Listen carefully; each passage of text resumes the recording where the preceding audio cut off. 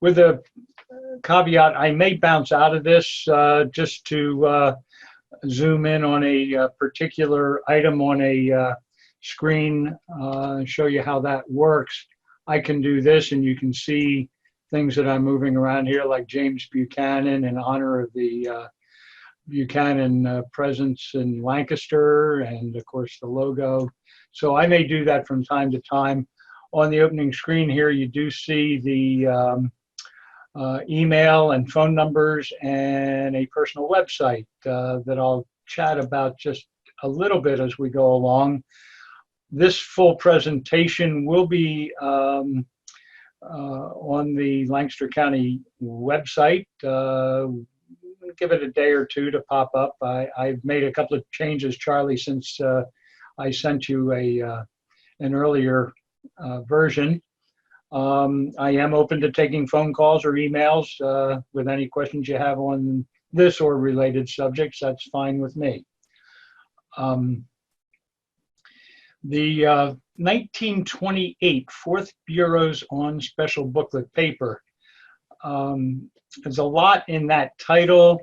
I think most of you will know what 4th Bureaus are. The 15-cent Buchanan is a 5th Bureau, the Prexys, that came after the 4th Bureaus, the so-called 1922 series. So we talk about booklet paper, and I'm not sure a lot of you know what that might constitute, so that's what we're going to talk about.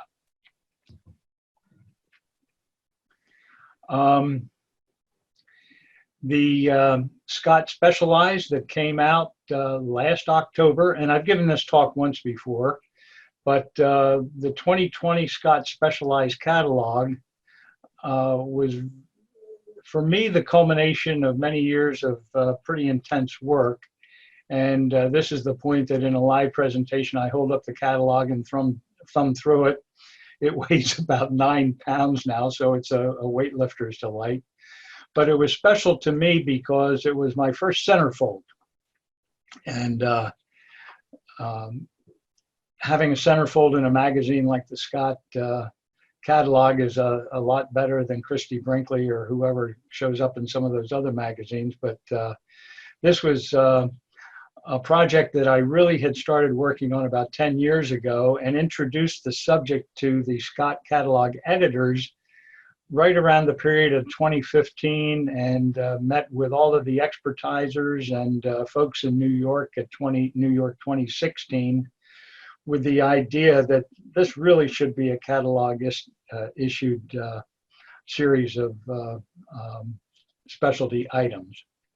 And with the October rollout of the 2020 Scott Specialized, I was able to write at their invitation, a 4-page feature, and it's right in line with the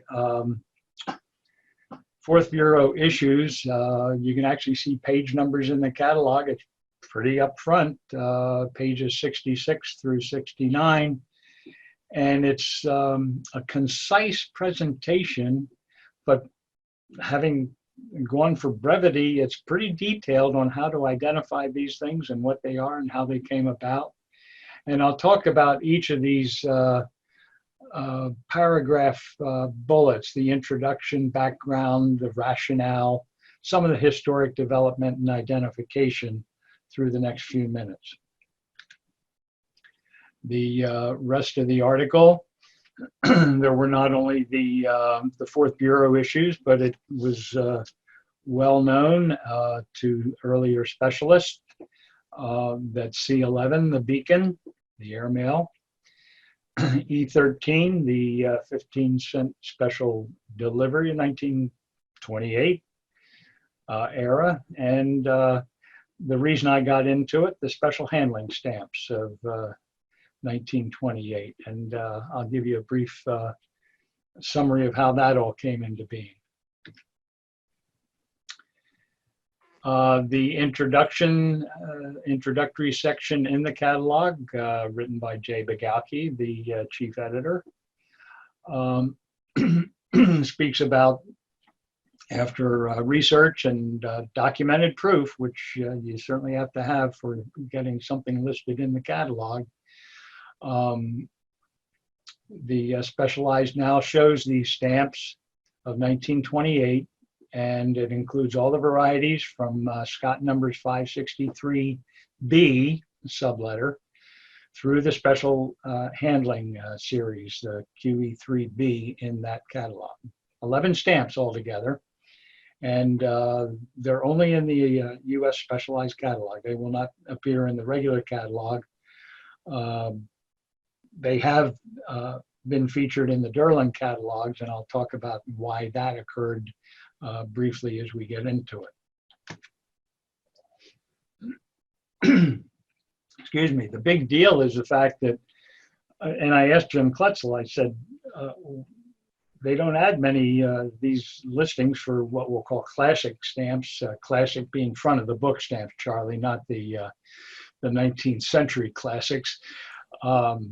But Jim said, with some background, he hasn't really looked to see how many changes they make in a given year, and most of them are in the back of the book area, but not so much in the front of the book, mainly in the back. And he didn't want to divulge too much about future secrets, but what's coming out this year will be lots of essays and so forth in the 2021 issue. And he did give me permission, and he's been pretty kind about saying relay this to your clubs and in your public presentations as you wish. So I'm happy to do that. The new listings for the fourth bureaus are as follows. The 6 1922 series stamps, the 11 cent, 12, 15, 20, 25, and 30. These were all reported by Southgate, but they were never really featured and never really studied by folks. They are a specialty. There's a little bit, there's not a real fly speck to it, but there's a lot of hard core philately, good solid work behind it. And 563 is an example that got the B listing because the subletter A, 563A, was already taken. It's a color shade, the light greenish blue. 564B and 567B got the B listings because the A's were taken by imperf pair errors. But the others, the Statue of Liberty, the Niagara Falls, and the Bison all got subletter A listings. There are the back of the book stamps. The Beacon Airmail, that came out in July 1928. That's when it was issued. Just as a timely moment in history for the availability of this special paper. Similarly for the E13 special delivery. It was only printed a short period of time on the booklet paper from August 7th to the 13th in 1928. And again, a lot of this research was done by Hugh Southgate, who had access to the folks and the records at the Bureau of Engraving and Printing. It is 11B because 11A is a vertical pair imperf between on the Beacon. The special delivery is subletter A. There are no other varieties known for that stamp. And of course, what started it all, my favorite, if you will. And I saw Stephen Rod on the call earlier, and I always enjoyed one of my early chats when we ask other collectors, well, what do you collect? That's our kind of, you know, where do you work in the workplace, but what do you collect in the philatelic world, stamp dinners and things like that?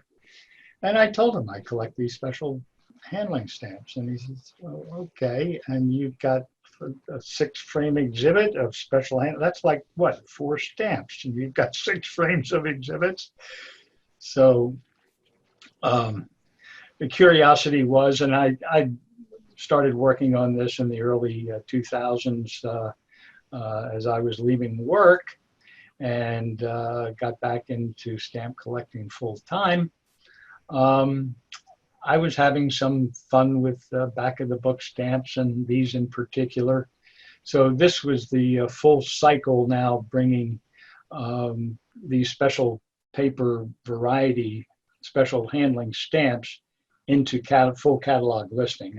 That's quite a coup, and I'm very happy with it. But you'll see an asterisk on there. Look for more changes in the 2021 edition. I'm kind of sworn to secrecy, but now that we've gotten these listed, I've been, we've had the cart before the horse for a long time, trying to get these stamps listed in their proper chronological order. And I think we're making some headway, but I don't want to I don't want to speak too soon about what's coming out possibly in the 2021 edition.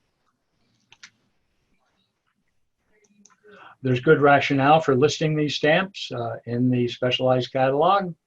They are recognizably different from the... I have a yeah. Penn State meeting at 7, monthly meeting, so. Whoever's unmuted there, please. Maybe that's Fred. If you could mute, thank you. Go ahead, Bob. You can keep going. Thank you. No, that's okay. Yep. I thought maybe there was a question in there, and feel free. So did I. So did I. Feel free to unmute and ask a question. I'm full screen, so I can't really see faces at this point. Understood. Excuse me while I have a whistle wetter. That's Lancaster slang, isn't it? A whistle wetter. So they are recognizably different, just like you would look at flat plate sheet stamps versus flat plate booklet stamps. They're recognizably different by their dimensions and so forth. These will be in the category of like printer's waste, where if the Bureau had leftover paper and stamps that they didn't want to throw them out, so they would run them through a different perforator roll, or they would do almost anything to avoid waste. And that's the category that these fall in. And an example being all the early booklet stamps, the 424D and the 424 sheet stamp, those booklet stamps all have their minor listings, and that's consistently carried forward for many years. The booklet papers, because of who worked on the Durland, and I'll introduce him as a subject here very briefly, or very shortly, Durland recognized these stamps for many years. The paper originated from basically booklet paper. That's what it's called, and that's where it came from. The C10 Lindbergh sheet stamp was issued in 1927. The booklet version variety, C10A, was issued in May of 1928. Well, that's significant because that was the last stamp printed on the flat press. That was the last booklet stamp printed on the flat plate press. I should just read the script here. And when that transition, when the booklet production transitioned away from flat plates to rotary press, the Bureau had all kinds of paper left over that was intended for booklet production, but now was left over. They didn't want to scrap it, and rather than scrap it, they had the paper used and available for sheet stamp production, and that's where this whole subject comes from. And if you look at the Bureau's way of producing stamps, you've got sheets that go on a flat press, and these are 279Bs in both sheet and booklet form. When they first started producing booklets, there's a little bit of background here. When they first started producing booklets, they used the same paper that they used for sheet stamps. Well, it caused some problems because sheet stamps on the paper that was used, when you printed booklets on that same paper, because it was a wet printing process, And I'm introducing a subject here called shrinkage of paper. The paper shrinks differently in the different orientations. And if I show these booklet stamps here on the right, the 279BJ, now that's identifiable because the watermark on that is a vertical watermark, standard for most of the booklets printed in the late 19th and early 20th century by the Bureau. The watermarks were vertical on this paper as the watermarks were vertical on the sheet stamps produced the same time. But if you look at this example, it is a specimen. It was an early printing on the regular paper. And because of this shrinkage problem, they had all kinds of difficulties getting stamps to be anywhere near the center of where it was supposed to be with perforating. And they got some improvement here. Oh, there are people over there on the right. Okay. Sorry, I'm moving things around on my own screen. On booklet paper, because the shrinkage was more controllable in the horizontal direction, the grain of paper, and if you can see the arrow here going up and down, the direction of the grain was such that it would shrink across the grain. So when they went to booklet paper, they specified the direction of the grain of paper so that they would control shrinkage in the horizontal direction. And more about this, and I'll try to make that clearer in a couple of slides here as we go forward. If I can get my slide to go.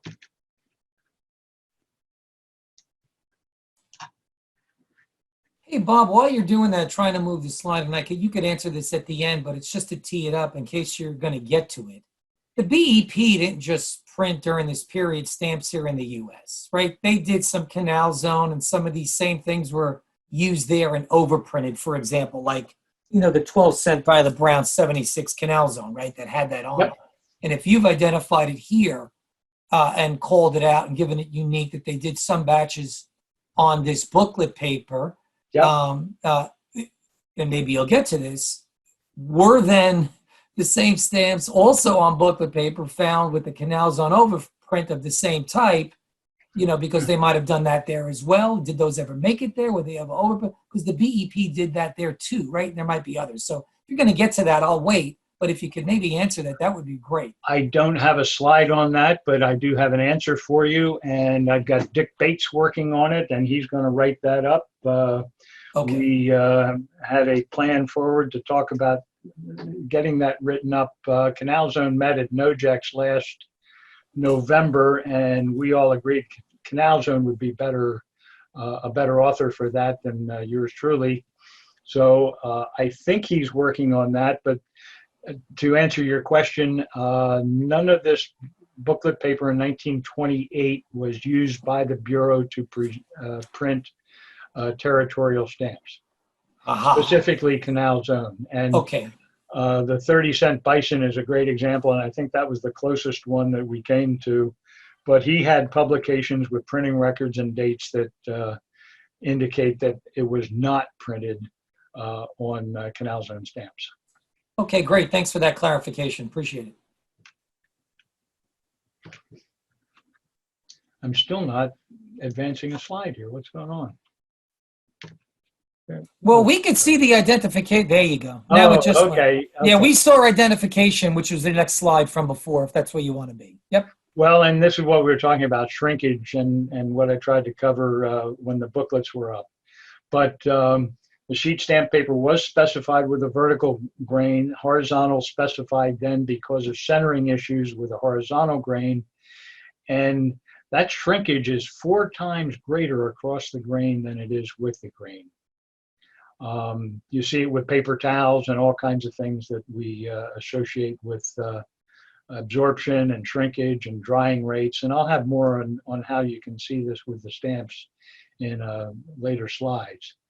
The plate numbers may be used to assist identification, but you can't say that because it is a certain plate number, it is on special booklet paper. That just doesn't work that way. Plate number singles are listed in the Ebert's plate number single catalog. Some examples, you can see the difference in dimension. Now, these are vertical format stamps.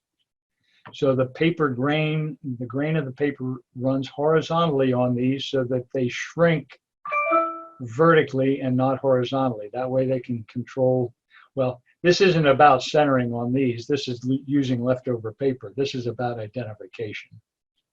You can see if you go from the alignment on the left, slightly wider dimension on the booklet paper stamps on top, regular stamps on the bottom. Some are more dramatic than others. Some were wetter than others. I'll talk later about the Statue of Liberty, a la the tie.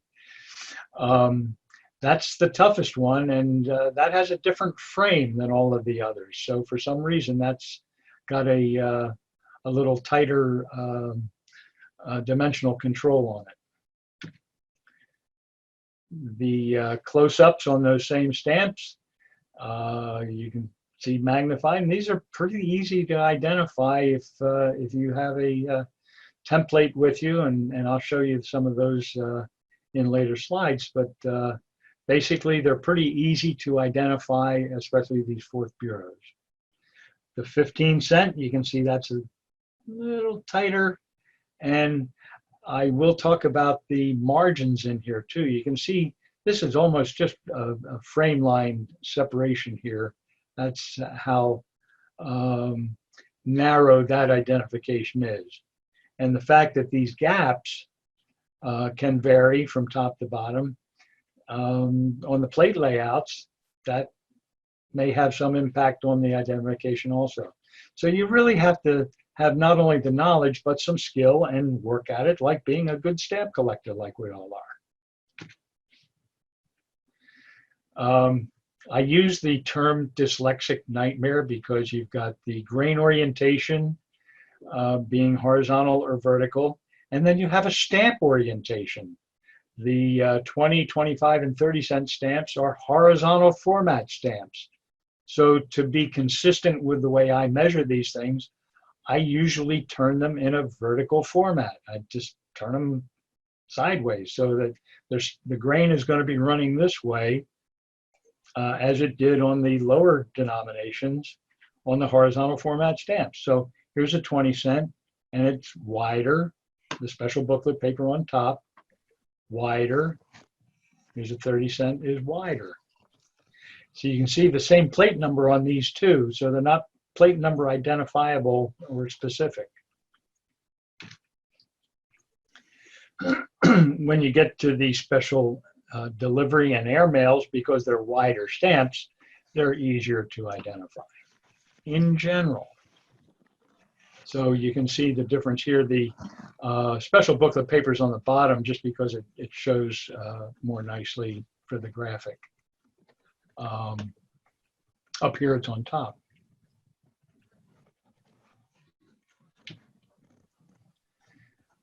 These are not special booklet paper stamps, but it shows the impact of grain direction when you subject stamps to humidity. The grain direction is vertical on the 1925 cents, the 1925 special handling stamps, and that's what we're calling vertical format. And on the 1955, we know that this is a dry print, and those were all horizontal grain stamps. They shrink across the grain because the grain here is horizontal.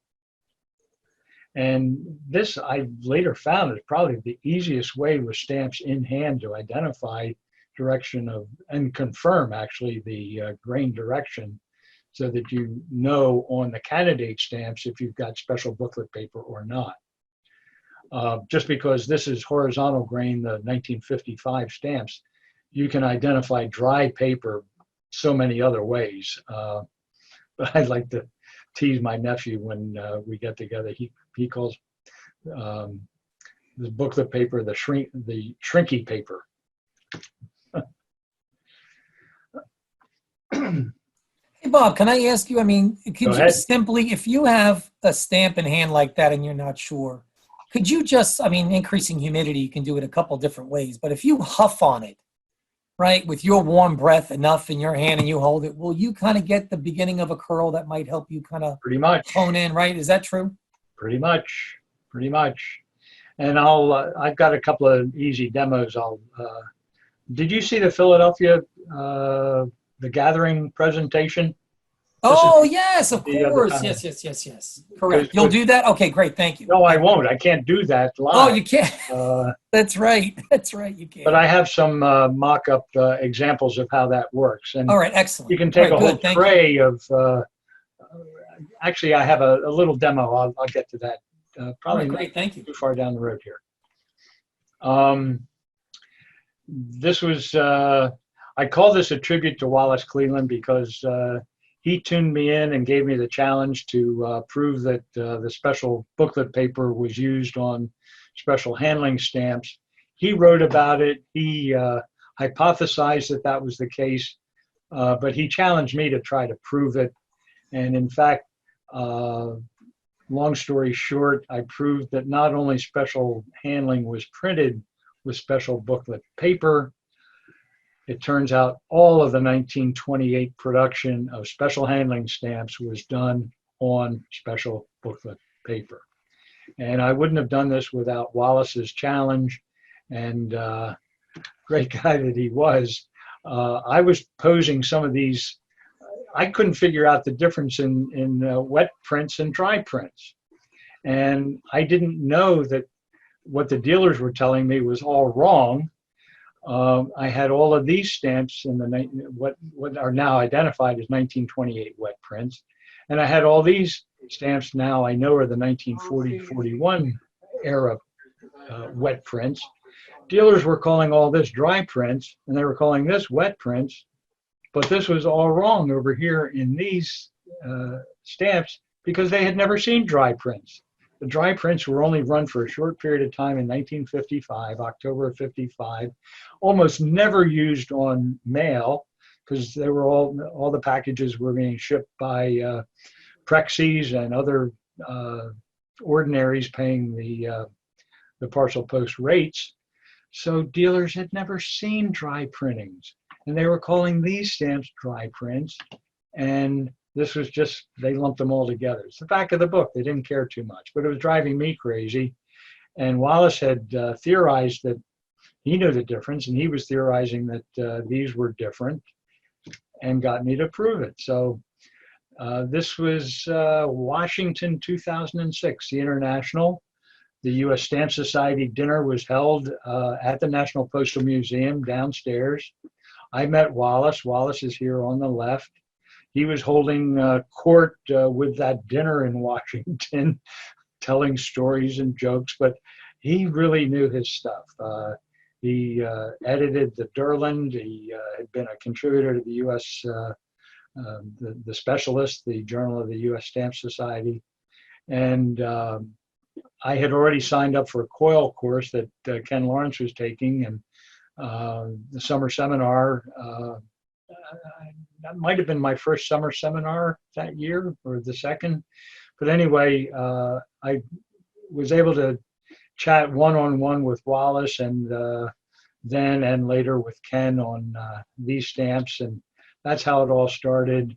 And they're so easy to identify and differentiate now that you look backwards. But why did we have so much trouble getting the catalog folks to understand these differences? And the better challenge was to prove that all of this 1928 production was on booklet paper. And that's a separate story. I won't go into that kind of detail here. But we've got them all listed now. I owe it to Wallace. He wrote the early work on this.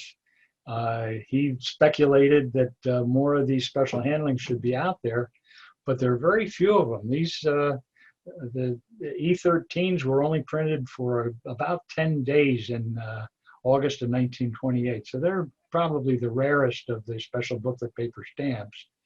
Wallace also wrote articles about the Statue of Liberty 566.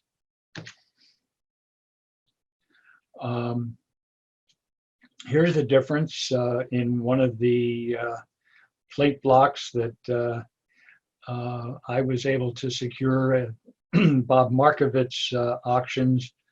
After his passing, his material was sold at auction, and I was successful in buying the page out of his exhibit for the E13 material, everything except the specimen.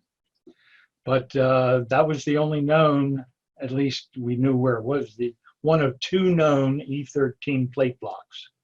And you can see how different they are.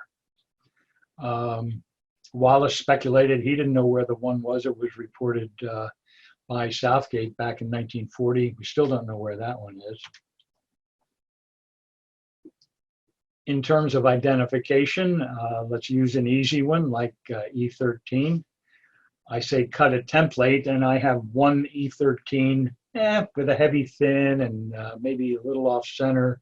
This one I've actually cut graphically. There's a lot you can do with a computer just to test things graphically with some care and with some experience. And I've made lots of mistakes along the way myself. But basically, you cut a template. This happens to be a special paper, special booklet paper single. I scanned the single that was in Wallace's collection when he sold his collection, and I cut cropped a template graphically to use to take to test things off online auctions in the computer, if you will.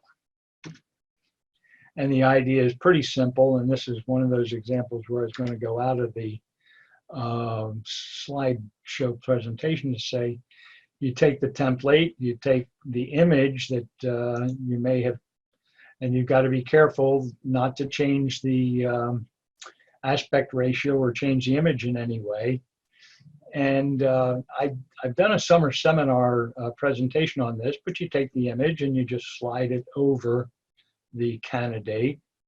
And what you have to do, because you know it's going to shrink in the, you line up the top and the bottom so that those line up, and then you see what happens on the width of it. Well, when you have actual stamps, you just lay the template over the stamp itself. When you're doing it graphically on the computer, you've got to make sure that you're lining up your images. And that's how that works.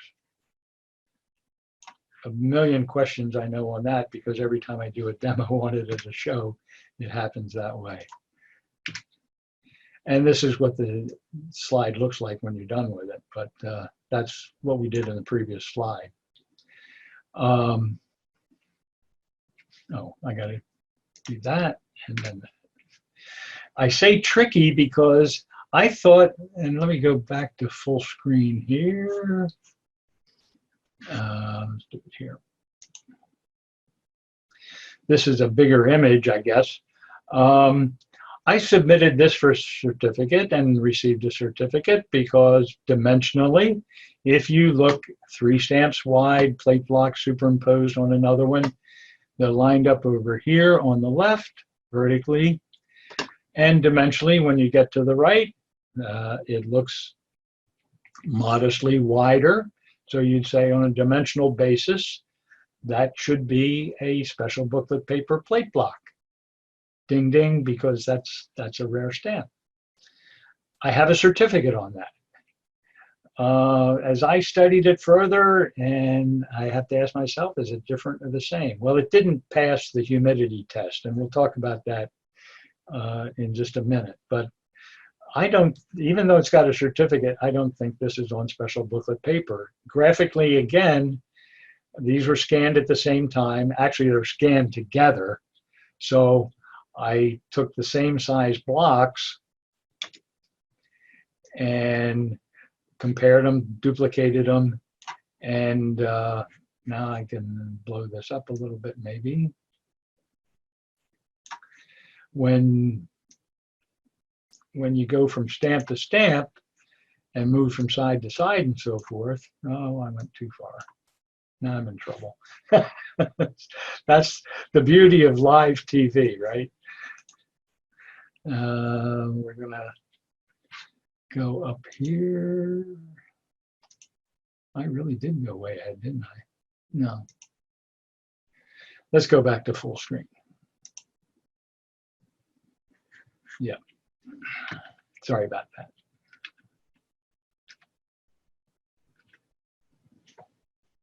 I did practice this, but basically these blue boxes are all the same size, and you can see on the plate block with the certificate, the boxes measure the same as they do on the bottom plate block, which is, I'm presuming these are now both regular paper. And what happens is the gap margins between the stamps are very slightly different. And that's the plate layout of the, you'd think they're the same plate number, but the bottom is different than the top. So back to the drawing board, it's not always as easy as we hope it's going to be. So Bob, just so I'm clear, what you're saying is they laid in the transfer roll on the plate, right? And they laid that in column by column by column between the first, second, and third column. There were subtle differences in the vertical as they went down, which created the subtle differences. Is that what you're getting at? That's my take on it, and Yeah. I think that's the only explanation I can come up with. And I've seen it on enough different stamps that I've never seen one quite this close. But you have to be a philatelist. You have to know what you're doing and look for things like that. Measure one stamp at a time. Don't measure and be comfortable in the whole plate block. And just for the complete the diagnosis, so to complete the diagnosis, this is the top of 16836. That is the bottom of 16836. Yes. And so from the top to the bottom, as they rolled that in across all the columns, it was a little bit wider at the top, closer at the bottom. Is that so? Is that what I think so? And yeah, right. Okay. maybe you need a whole A pane. Yeah, you need a whole pane, right, to do the subtle mathematicals across all of those spaces in between each of the rows. Not for the faint of heart. That's a $2,000 plate block. I'm just saying, yeah, right, exactly. So good. Thank you, Bob. Appreciate it. So it's hard to measure these things in hand, and go to a show and buy it from a dealer and light up his smile, and then don't think about taking it away so easily. So there's a big difference. The template idea, basically, I've got 551 scrap. I cut templates out of it. I take it to shows. This is just superimposed on a 563 to show that, here again, you can see it on a single stamp. The 563 11 cent underneath is wider, and it's very slightly shorter because it shrinks 4 times more in the horizontal direction than it does in the vertical direction. That's why it's quite a bit wider, but only a little bit shorter. So that works in this case for these stamps of this issue because they were all the same dimension, right? Yes. Right. That's why you can put a 1.5 over an 11 and still look at the dimension across the top, right? Yes. Having said that, I don't trust the 15 cent. I actually have a 15 cent template just for my own comfort level. Okay, thank you. Good to clarify. Appreciate it. Rookie mistakes. I made this twice last year at Ballpex. So let's call it a year and a half ago, but no, that's 2 years ago at Ballpex. From reputable dealers, I bought what I thought were 566s because when I took my template and put it over those 2 stamps, well, guess what? It measured wider and a little bit shorter.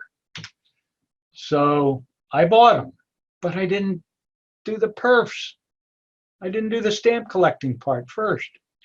The dealers had misidentified these as 566 Statue of Liberties. They were rotary Stamps, $6.96, perf 11 by 10 and a half. Thank God they were only $15 stamps. And here they are on a Casales gauge. You can see they're definitely 10 and a half perf, both of them. I now own two very nice 696s, but they're not booklet paper stamps. So a Bush League mistake. All booklet paper stamps, 4th Bureau or perf 11. Make sure you've got perf 11 stamps before you even consider looking for booklet paper.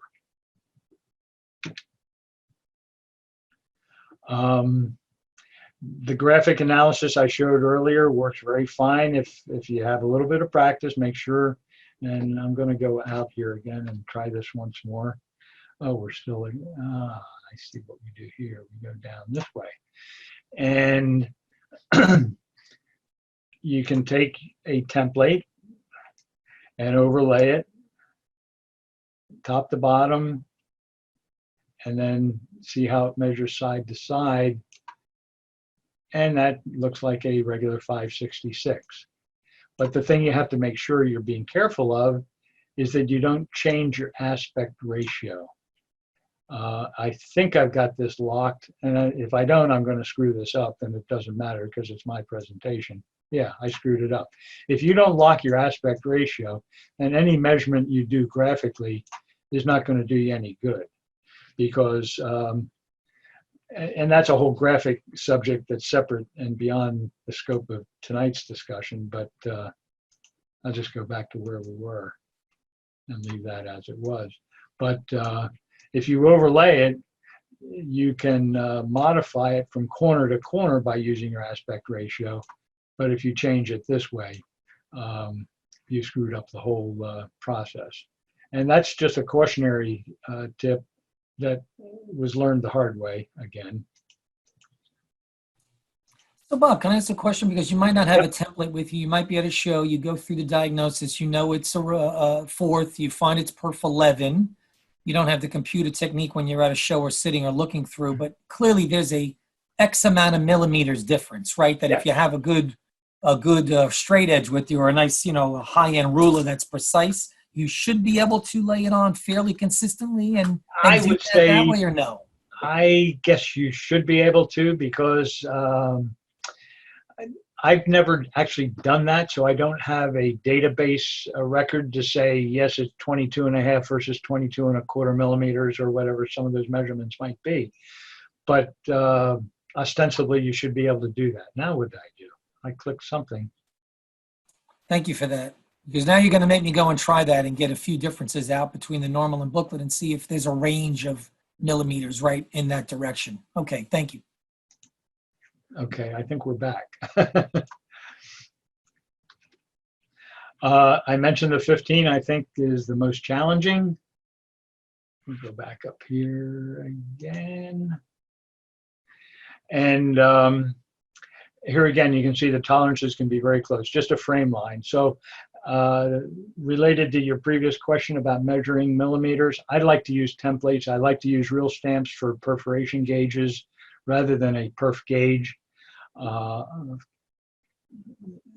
I just like to use real stamps, and that's part of my training, I guess. So that's what I'm comfortable with. I don't have enough experience to say I'd be really comfortable using a millimeter gauge. Thank you, Bob. Here's the humidity test on used stamps, and you can see how they curl. Again, I've put these in the vertical format, knowing that this is the horizontal grain direction we're looking for with special booklet paper. These are booklet paper stamps. Patient 1, patient 2. The live demo, I've taken a lot of these stamps used you can buy them by the hundreds or come across them in kiloware and bulkware, bundleware packages. That's the good news. The bad news is they're not real valuable when you find them, because there are enough of them out there that they're, at least in used bundleware, they're not rare. They seem to be more difficult to find in unused condition. But the demo I was using, I would just use an atomizer bottle of water and spray them right on the back, and they curl right up. It's like magic. And people go, ooh, ah. Here are the listings in the catalog. 563B, 64B, 66A, and it ends with the 30 cent on the fourth bureaus. Now these are the guest pricing the first time around. They're a lot rarer and harder to find than the catalog prices allow for, but none of these have been sold commercially. So you can't provide the Scott catalog editors with a whole lot of pricing information. This is just a guess.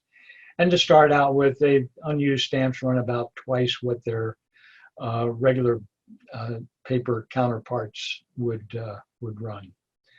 In the real world, most of these that I've done over the last 10 years, I've had certified. I've had to show the expertisers how to certify them and what to look for. Now, they've been aware of the existence of these stamps. They haven't had to test them because nobody's asked them for them. They weren't listed, so it was not a big deal except for a few specialists who were working on them. In reality, my stamp inventory has cost me a lot more than these catalog prices because they all have certificates just to put them in the exhibit and make the point and do presentations. So that's the real world honest aspect of it. Oh, another question here, because as I look at those, almost every one of those were 1922 issued, right? And Yes. only one, I think, was in 23, which I think is the 12 cent, right? So there is a really narrow window, and then they ran out of it because then clearly some of these others also then were issued after that 22 into 23, but do not show it. So it is a really tight window of No, I think what you're referring to are first days of issue when they were first released. These were printed. These were printed into the late 20s and maybe even into the 30s. 30s, okay. They were ordering sheet stamp paper to print sheet stamps. They had booklet paper left over just in this narrow 1928 period from July through about October. And that's when they used up all of the special booklet paper. Okay, great. I'm glad you clarified that for me. Now that makes sense. I completely understand now. Okay, so just for these limited period, those few months, 28, that's when these came into play, and that was it. Yeah, the fourth bureaus were first issued in 1922, but they printed gazillions of them all the way through the late 20s and early 30s. And then that transitioned to the rotary press, and they printed gazillions more by rotary press. Okay, thank you. The relevant example there is the 1928 special handling stamps were all printed in a fairly short period of time in 1928. The first day of issue was June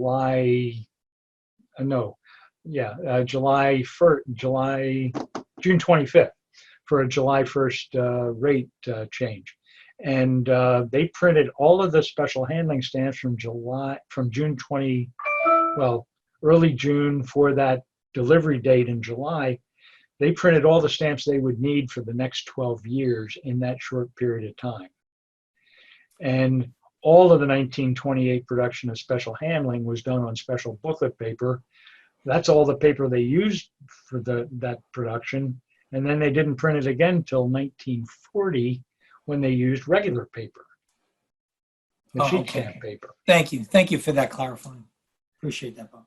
And it may be the only issue that's on booklet paper, regular paper, and dry paper. So we'll see how the catalog treats that in future editions.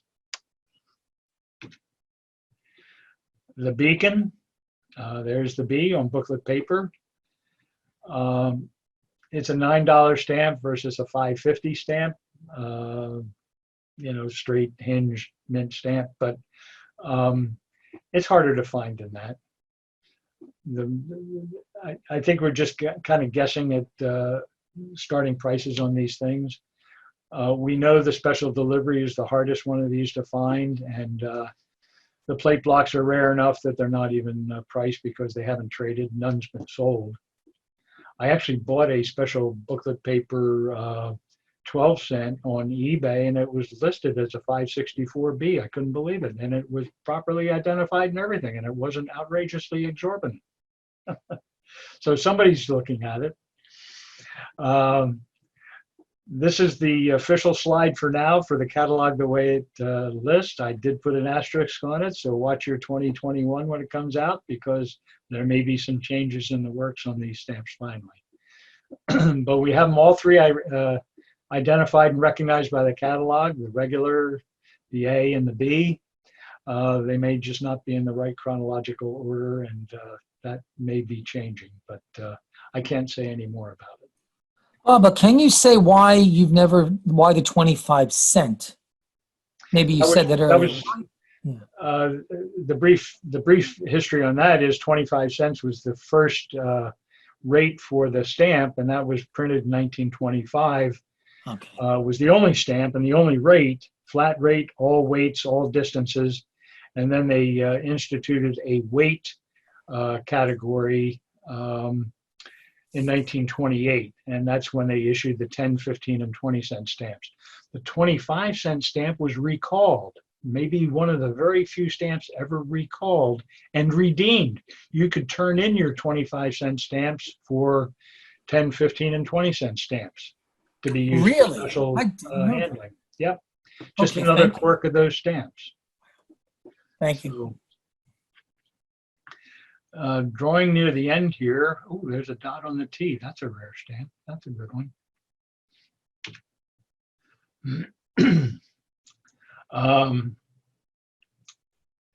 569A, the bison.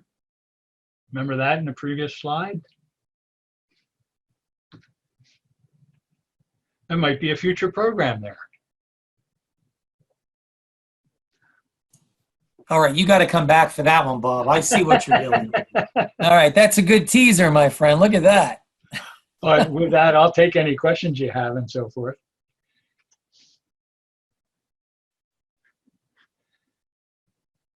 So thank you. Let me say thank you. That was phenomenal. You could either keep sharing or stop sharing. Then you can see everybody's faces. If anybody has a question or a comment or a thought. Well, I can do that. I can go back to any slides and so forth. Please. When I lost my screen, I lost my clock, but I see we have gone an hour, surprisingly enough.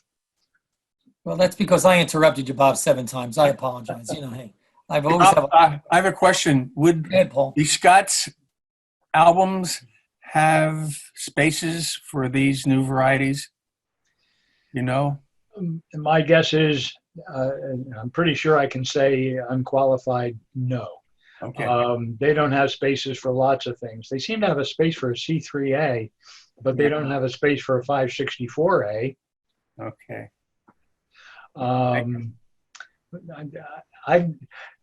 You get into these specialty areas, you find all kinds of questions that you can ask. It's phenomenal why the album makers have spaces for some things and not others. Mm-hmm. They have a space for a QE4 and a QE4A, which is the deep green and the yellow green 25 cent stamp. They printed the yellow green, which now is a QE4A, in January 1928. But that stamp only lasted for 6 months before they changed the rates to the 10, 15, and 20 cent stamps. But it's got a space in most of the albums. I don't know why. Excellent question. Any other questions, please? Let's keep them going. Yeah, Bashful. I have a question. Yeah, Bob, please. Would the chapter that is in the 2020 Specialized Catalog be carried forward into future years? When they run a feature presentation, that is just introducing those issues for that year. They will carry the issues, they will carry the listings in subsequent catalog editions, but not the special feature explanations. It may be a paragraph, probably a short paragraph after the first one that's shown. Let's say 563B might refer to the special booklet paper. Derlin does that, which, by the way, the new Durland coming out will have all these sub-listing numbers. I haven't seen it yet. They were supposed to issue that way in 2016, and they didn't get it, but it'll have the new catalog numbers now too. But should have a paragraph in the Scott Specialized, similarly as the paragraph is shown in the Durland. Okay, thank Bob, you. do you believe, oh, sorry, Bob, to cut you off. Bob Rufe, do you believe there are others out there printed by the BEP during this period, or have you gone and looked at all these stamps in 1928 period when you think it might have been used, that there still might be some booklet paper out there that we don't know of yet? That's a pretty straightforward answer, that Hugh Southgate in 1940 had records from the Bureau for all of the Bureau production of which stamps were on press and used booklet paper. There's a seminal article, I may have even put it on my website, that he wrote that has all the issues. He talks about aspect ratios and all the details and the dates of production for each of the issues. It's all out there, and it's only these stamps. So it's pretty definitive. It would be really rare if something else slipped through because of that, because the records existed and you were able to extract from that the limited use here that you've been able to show, and this is why we know these, correct? And having said that, the Bureau did experiments, and they may have, the presses were a certain design. You couldn't turn paper sideways. It was rectangular paper, if you remember the booklet diagrams. But since they ordered booklet paper of the same dimension that fit the flat presses, that's why it fit so easily into sheet stamps. Yep. Thank you. I have a question. This is Ron Majors. You hear me? Hey, Ron. I do, Please, right? go ahead. Yeah. Hey, Bob. I was wondering, thinking outside the box, I'm an analytical chemist, so I think of things like other techniques you can study papers, like permeability and diffusivity and that sort of thing. Has anybody ever thought about using non-philatelic methods to characterize these different papers? Well, a multi-part answer. My first answer would be not that I'm aware of. My second part to the answer would be part of the attraction I had to this subject. When they talk about grain direction, to me, having worked in a paper chemical lab, that speaks to me as being machine direction. And you get into things like porosity and burst strength and all these other paper chemical makers terms. I don't know that Philatelic has embraced this from an analytical standpoint. Starting to look at inks and ink composition and paper composition for China clay and kaolin and all these other fillers and so forth. But diffusivity, porosity, wet print meant that, the early wet printings were 15 to 35% wet. And if it was 35% wet, it had a lot of shrinking to do. But they used to put these sheets on flat press. They were soaking wet. They had to be wet to accept the ink. So, Ron, are you suggesting, looking with the IAP and looking at somewhat FTIR and other sorts of non-destructive analysis to kind of get chemical composition as well? And you Not think so much chemical. that sort of differentiate too? Just to measure the Yeah. paper characteristics, things like porosity and Okay. diffusivity, stuff like that. Got Might be it. a way you could just, make a little machine up that would look at the stamp and automatically say, oh, that's a, this paper, that I paper. think that would fall. I would think that would fall in the domain of the paper makers who were supplying paper to the Bureau that had to meet Bureau spec. Yeah. And they probably had paper maker specs on that. Tensile strength, burst strength, porosity, all of those terms you're referring to. What the variability was, I'm not sure. Yeah. Great question. Any other questions, please, for Bob while we're here? We have the time. I just want to ask or verify date-wise. So other than special handling, all the other stamps had different dates for starting and finishing, or correct? Yes, and I think we know all of those dates that these stamps were at press. And we know most of the quantities. I'm trying to remember if I actually had those on one of the slides. Yeah, you had some of the dates for each of the stamps. So my thought is, like, if I collected covers, I would, for August 4th or whatever, for whatever issue, I would want to try to, get a cover with that August 4th for a quote, first day, whatever, for that stamp.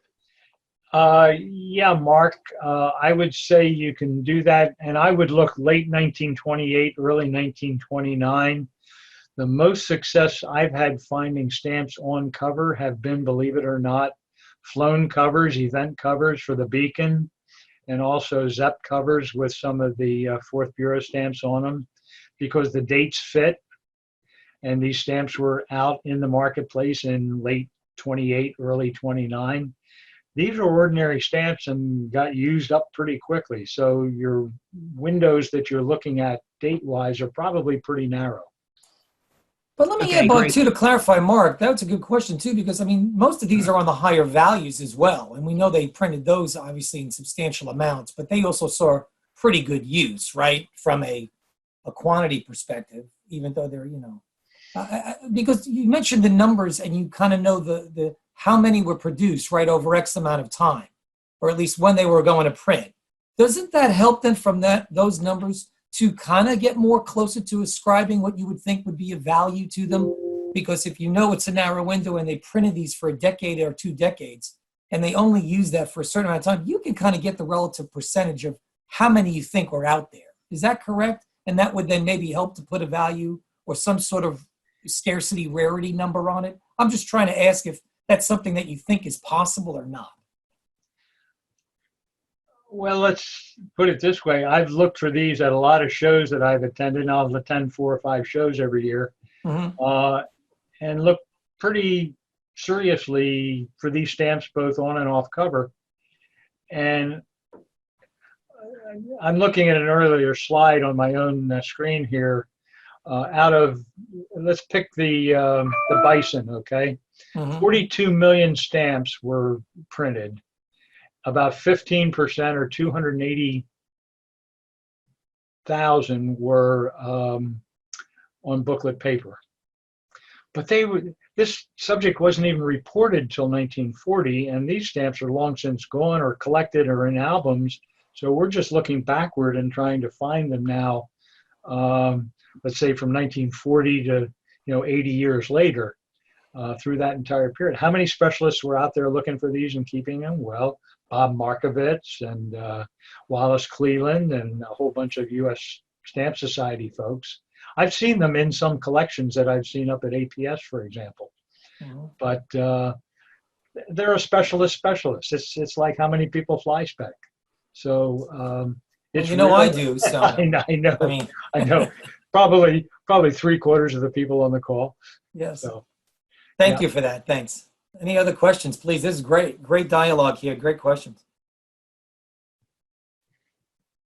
And if you haven't gotten your new Scots, get your new Scots and check out Bob's centerfold and the whole chapter. I mean, I again applaud you, Bob. I know how long it took, and it was a decade for us to update the essay section in the back of the book of Scott, working with Jim and that team. It was at least a decade. And this is a tour de force to, as you say, a decade to really get this in there and to modify, and especially in the front of the book. It's one thing in the back of the book, right? It's to get the front of the book updated. And this significant of a find, and to have it called out and get sub-Scots is absolutely phenomenal. I just, again, applaud you. I think we all owe Bob a lot of applause and kudos here for just sticking with this and getting it in there. So I know I want to say thank you really a lot here, Bob, for that. Well, there's a lot more to it. This is the tip of the iceberg.